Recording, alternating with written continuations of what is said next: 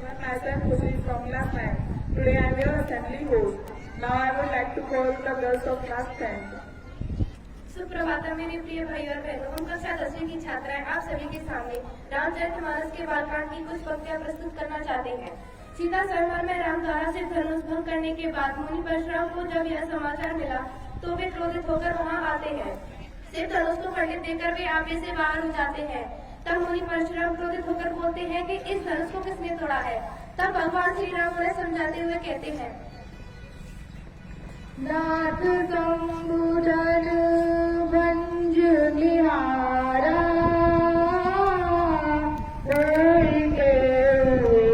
दात तुम्हारा आए सुखा कही अखिल दही सुन ऋषियाई लोरे मुनि कोई। हे नाथ, शिव जी के धनुष को तोड़ने वाला आपका कोई एक दास ही होगा।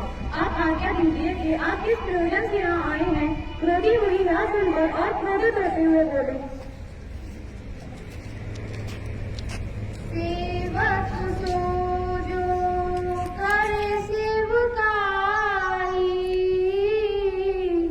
अरि करनी करी करई लड़ाई सुनऊ राम जी शिव धनु तोड़ा सहस बाहु समसूरि कुमोरा। सेवक वही होता है जो सेवा के कार्य करे। सत्यता के कार्य करने वाले लोगों के साथ तो लड़ाई नहीं होनी चाहिए। हे राम, जिस किसी ने भी इस धनुष को तोड़ा है वह मेरा सहस्त्र बाहु के समान दुश्मन है।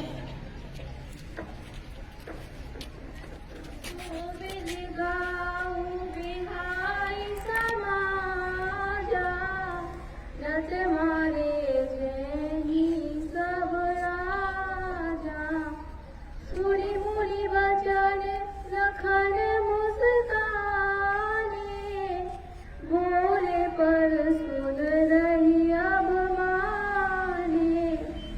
वैसे भी इस समाज को छोड़कर अलग हो जाए, नहीं तो सारे राजा मारे जाएंगे। मुनि के इस प्रकार के वचन सुनकर लक्ष्मण जी मुस्कुराए और परशुराम जी का अपमान करने उद्देश्य से बोले, बहु धनुई तोरी लड़काई कबहु न अशेष कीनी गोसाई। यही धनु पर ममता हेतु सुन ऋषियाई कभव कुल केतु। लक्ष्मण बोले, हे गोसाई, हमने बचपन में बहुत सी धनुषा तोड़ डाली, किंतु आपने इस प्रकार का क्रोध कभी नहीं किया। फिर इस धनुष पर इतनी ममता किस प्रकार की। यह सुनकर परशुराम जी क्रोधित होकर बोले,